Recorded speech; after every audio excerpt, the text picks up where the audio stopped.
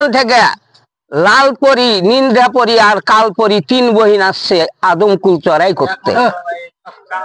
তাই কাঞ্চননগর থেকে যখন আসছে আদমকুল, এবার উজানি নগরের বাদশার ছেলে মদন কুমার শুয়ে আছে দোতলার উপরে, ছাদের উপরে শুয়ে আছে।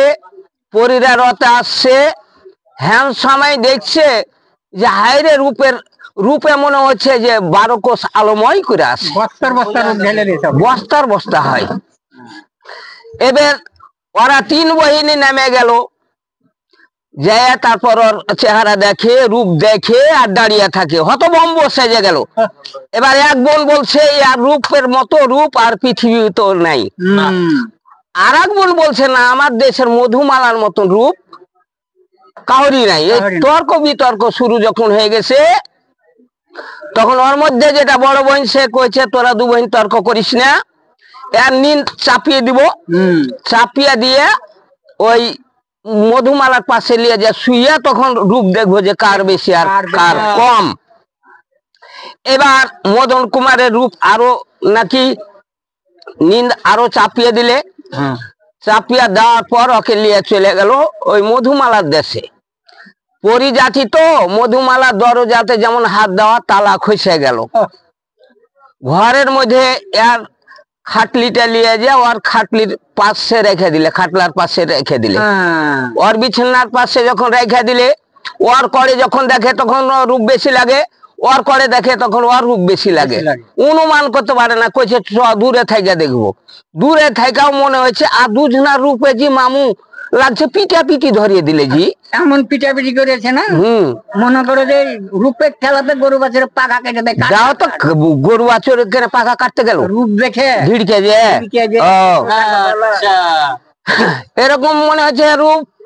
বিজলি চমকা চমকে। এবার পরীরা বলছে সোনহারকে চড়াই করার টাইম শেষ হয়ে যাবে, এখন ঘুম চাপিয়ে দিয়ে রাখে, যাহারা ওই চড়াই করে আসে তারপর এরাকে জাগিয়ে টাগিয়ে নিয়ে চলে যাবো। ওরা কিন্তু ঘুম চাপিয়ে দিলে, মদন কুমারকে মধুমালার পাশে শুয়ে দিলে, দিয়ে ঘুম চাপিয়ে দিয়ে ওরা চড়াই করতে চলে গেল।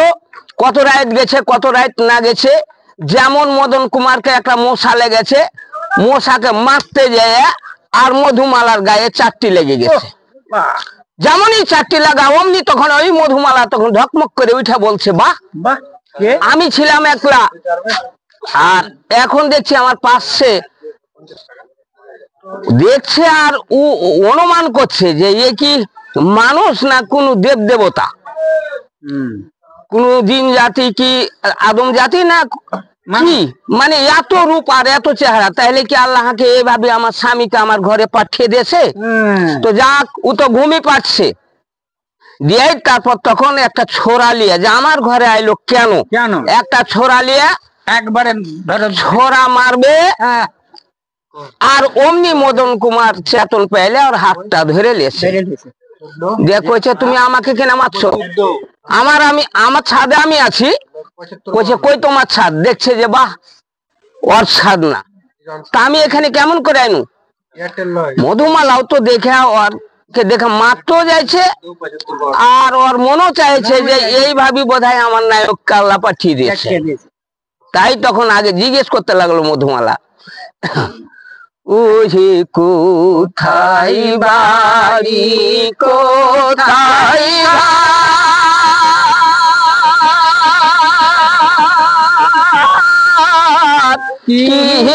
আমি তোমার মাতা পিতার হে কুমার, ওই না বলো বলো কি নাম তোমার, ওই না বলো বলো কি নাম তোমার হে।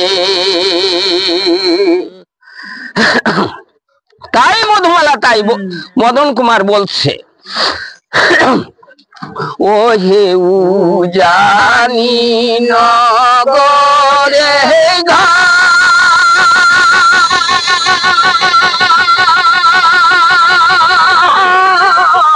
নামে রাজা দণ্ড ধার হে কন্যা আমি তার পুতির নামে মদনী কুমারী আমি তার পুতির নামে মদনী কুমারী